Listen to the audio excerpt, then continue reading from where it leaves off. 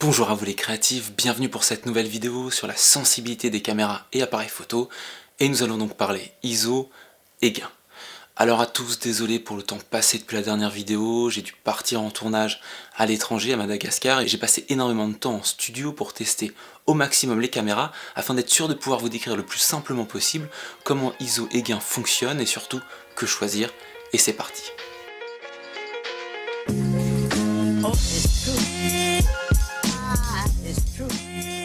Alors pour faire très simple, les ISO représentent la sensibilité de votre pellicule. Sauf qu'ici on ne tourne pas avec de la pellicule mais sur un capteur numérique, mais c'est donc tout simplement la sensibilité qu'on va allouer à notre capteur.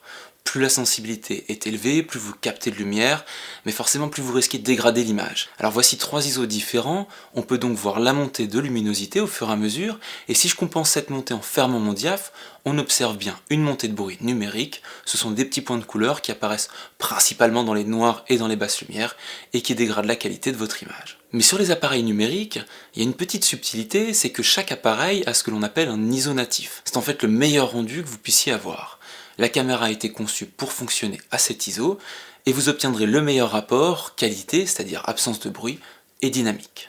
Alors qu'est-ce que c'est que la dynamique? C'est en fait la capacité à encaisser plus ou moins de luminosité différente dans une même image. Ici on utilise une caméra avec une dynamique assez élevée, aucune lumière n'est surexposée, et j'ai du détail dans mes zones sombres, alors que sur cette image j'utilise une caméra avec une dynamique beaucoup plus faible, et on peut voir les soucis arriver très très vite. Donc si je reviens sur mes ISO, potentiellement, à mon ISO natif, j'ai le maximum de qualité.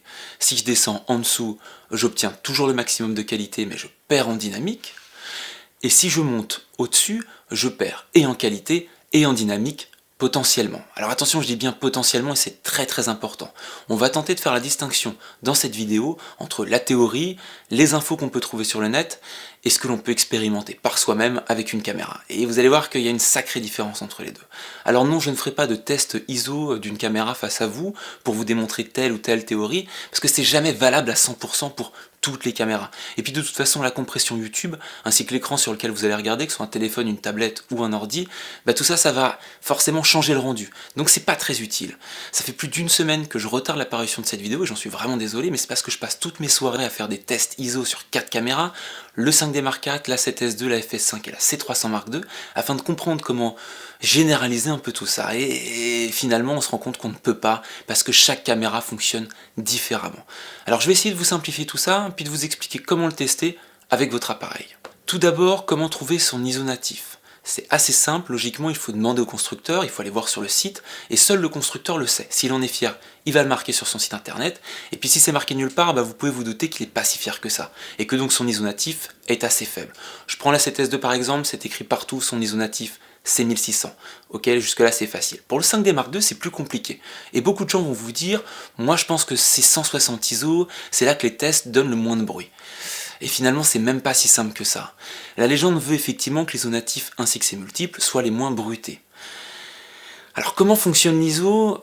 Voilà, je pars de mon ISO natif, imaginons 800 ISO, comme sur la C300 Mark II, si je double mon ISO et que je passe à 1600 ISO, la caméra double le signal de façon analogique, et donc obtient logiquement le meilleur potentiel.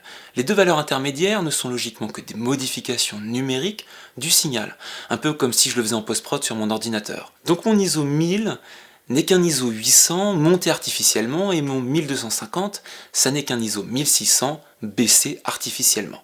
Dans ce cas, on peut se dire, bah restons sur les doubles des ISO natifs, pas de souci, je suis sûr de ma qualité. C'est intéressant comme concept, oui, mais finalement, il arrive que le 1250 soit moins bruité que le 1600. Pourquoi? Car on a baissé artificiellement la luminosité. Et faites le test chez vous, vous filmez une image avec beaucoup de bruit, dans les basses lumières, vous assombrissez le tout sur votre logiciel, c'est-à-dire vous collez un peu les noirs, vous rendez les basses lumières vraiment noires, et potentiellement vous faites disparaître le bruit. Donc tout n'est pas si simple, vos doubles d'ISO natifs ne sont pas forcément les moins bruités, et pour mon 5D Mark II, l'absence de bruit est peut-être due à cet effet numérique. Mais perd-on vraiment de la dynamique en shootant avec des ISO trop élevés ou trop faibles? C'est une question assez vaste, et j'entends loin tous les fans de la théorie pure et des forums internet qui créent en cœur un grand oui. Est-ce que vous avez déjà fait le test? Moi je l'ai fait et je peux vous dire que ça n'est pas toujours le cas. Je ne vais pas rentrer dans les détails techniques, je ferai une vidéo plus tard sur la dynamique des capteurs, mais pour faire simple, à moins d'utiliser du log, des courbes gamma assez particulières que l'on retrouve maintenant sur la plupart des caméras, avec de faibles contrastes, où l'image ressemble en général à peu près à ça. En dehors de ces cas, vous ne perdez pas tellement de dynamique, en tout cas avec les tests que j'ai fait, donc pas de souci à se faire. Et en log de toute façon, votre caméra vous interdit de descendre en dessous de votre ISO natif. Et donc, comme ça simplifie. Donc pas de panique, il y a un pas géant entre la théorie proposée sur les forums du web et la réalité du tournage. Alors finalement, moi je choisis quoi dans tout ça? Merci Bruno, ta vidéo finalement elle m'embrouille plus qu'elle ne m'aide. Eh ben, le but de cette vidéo, c'est surtout de vous faire comprendre qu'il faut se détacher de la théorie. Absolument, c'est vraiment important. La théorie c'est bien, mais la pratique c'est mieux. Petit 1, si vous ne trouvez pas votre ISO natif sur le net, faites le test vous-même. Vous filmez du noir, vous mettez le bouchon sur votre objectif, vous filmez à tous les ISO, et vous verrez où le bruit est le moins présent. Même si cela ne représente pas forcément l'ISO natif, cela vous donne logiquement le meilleur rendu. Alors ça c'est valable pour de la fiction, du spot de pub, du beau documentaire, posé, propre, où je peux régler ma lumière en fonction de l'effet voulu. Pour du doc où ça pulse un peu plus, du reportage et du vlog, ne vous prenez pas trop la tête avec ça. Testez votre caméra en conditions réelles, à tous les ISO, et voyez jusqu'à quel ISO c'est exploitable selon vous, et en fonction de la diffusion qui est prévue.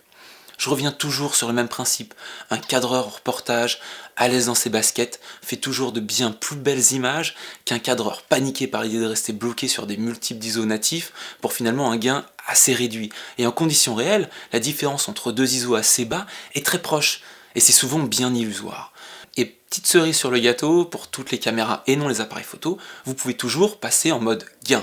Ça se fait dans le menu de la caméra, et il n'y a aucune différence entre le gain et les ISO, mis à part que si votre gain est réglé à 0, vous savez que vous êtes au maximum de votre appareil. Vous êtes en quelque sorte sur votre ISO natif, et donc forcément c'est beaucoup plus simple. Donc si vous avez une caméra, ne vous prenez pas la tête, ne vous mettez pas en ISO parce que ça fait cinéma, mais bien en gain, même résultat, même image, même dynamique, mais terriblement plus efficace. Alors je récapitule. Plus votre ISO se rapproche de votre ISO natif, plus vous approchez de la qualité ultime de votre appareil. Plus vous montez au-dessus, plus vous dégradez l'image, du bruit commence à apparaître, en fonction de votre appareil bien entendu, il faut le tester. Si vous descendez en dessous, vous perdez en théorie, en dynamique, mais à vous de tester avec votre caméra, ça n'est pas toujours le cas, ça dépend des caméras, ça dépend des ISO. Et si vous doublez vos ISO, vous doublez votre luminosité, c'est comme si on ouvrait d'un diaph en plus. Pour le gain, le fonctionnement est différent, il faut augmenter de 6 dB pour doubler sa luminosité. 0, 6, 12, etc.